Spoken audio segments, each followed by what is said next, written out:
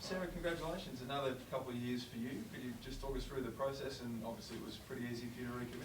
Yeah, it's exciting to be part of this team, and I think it just shows proof of the culture we've got and the way, just how we all want to keep going and keep building on what we've already, our success so far, and we just want to keep, building on that, and just we really love the culture here. So it was, a really easy decision. And no doubt, as an All-Australian Premiership player, there would have been a few other clubs knocking on the door. Was it easy to turn them down? Yeah, obviously, anyone at this club, after coming off the success we've had, there would be interest from other clubs. But yeah, obviously, just love what we've built, and I love being a part of this culture and this club. And so yeah, obviously, just love being a part of it. So yeah, I was happy to stay around. And I suppose that it's been a great week for the footy club as well, with a whole host of girls signing up. Do you get together to discuss, like, now we've all committed, we're all together, let's give it another crack? I think we kind of always had that, we always want to just keep getting better. So that, obviously with this off season, we still keep wanting to get ourselves better. Now that we're going to come back together, and then we just continue that, and we really want to focus in and continue to, even just continue to build the success we've already started, and just work from there. Did you get a phone call from Aaron about joining Port? So what was that like? No, I just, just saw it like everyone else type thing. So just, heard about it, from the club. So it was the best, for her, that was her decision to make. And, obviously wish her all the best. She was a great part of this club, and, really from the start, she's been, great for AFLW. So wish her all the best. Sorry, I meant when she signed, did she give you a phone call to say, come on, jump ship with me? Oh, no, obviously just, she just went, was happy with her decision. So, was pretty comfortable with where we are at. Did Port Adelaide try and sign you? I think is what Matt's trying to ask. Yeah, did she try to get you to join her? I personally didn't get a phone call. Right. Was it weird going through a final series with a strong inkling that she might actually leave? Was that discussed at the time, or it was just an unwritten she may go?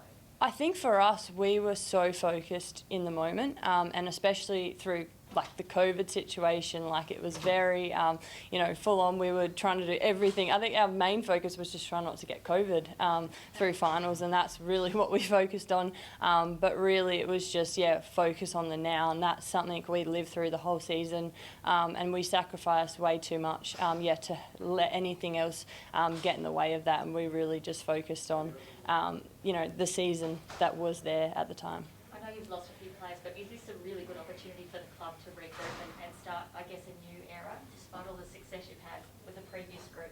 Is it like a fresh start?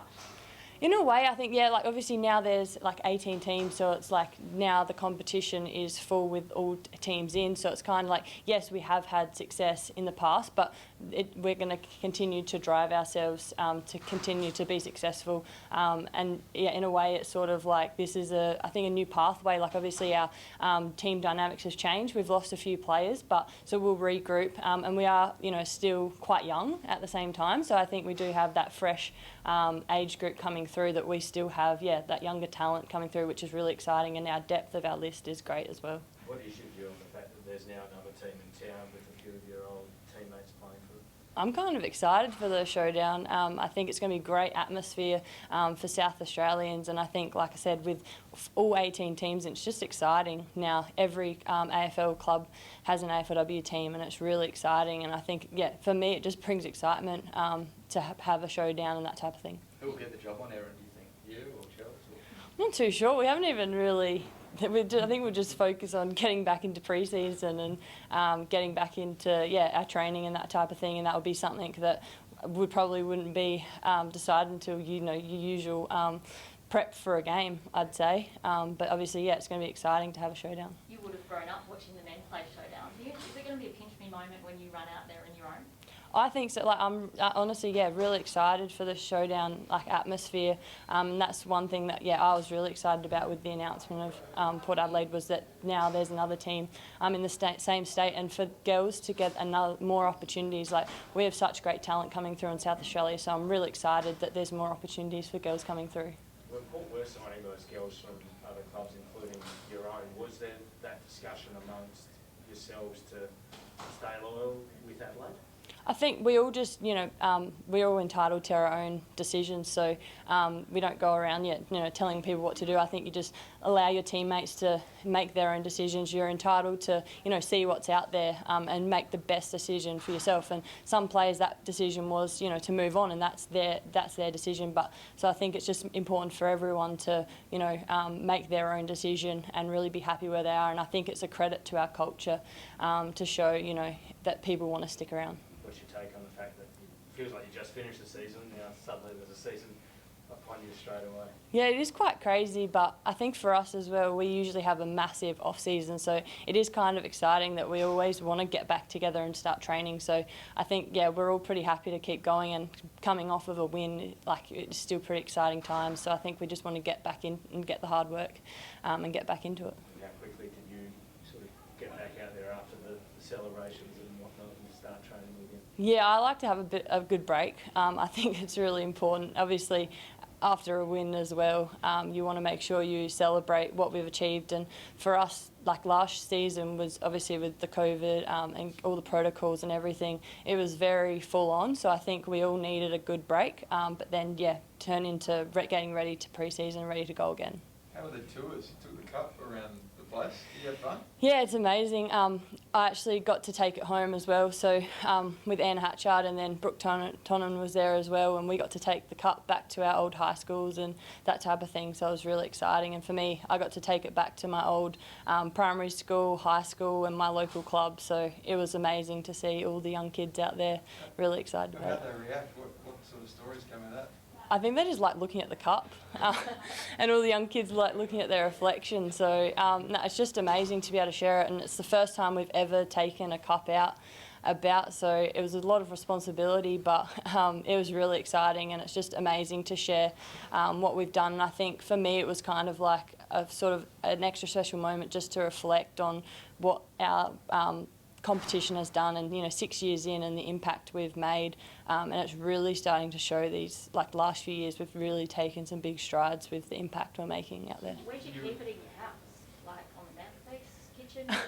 No, I tried to keep it at the club as much as possible, in safe keepings, and just making sure we look after it. So I didn't want to keep it on myself too long. So it was more just making sure it was as safe as possible. So you and Hatchie had it, so that's probably in safe hands. Is there, which teammate, if they had it, would you go, oh no, we might never see this again? Not. No, I think she cares too much about like our premierships and stuff. So I think she would be on her best behaviour if she had to look after it. But I think the club was pretty happy for me to be looking after it. They said they trusted me, so which is good.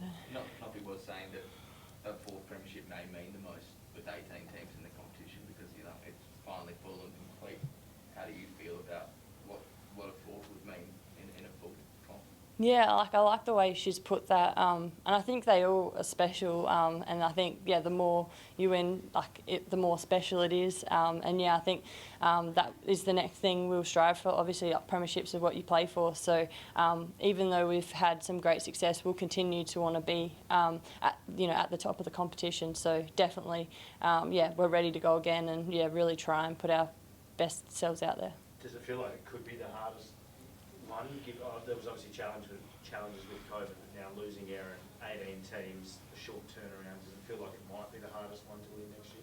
Yeah, I think this year's definitely going to be a challenge. Like you said, coming off of a shorter turnaround. But I think those challenges motivate us to want to continue to strive for success. So obviously last season, not even last year, it's been that quick.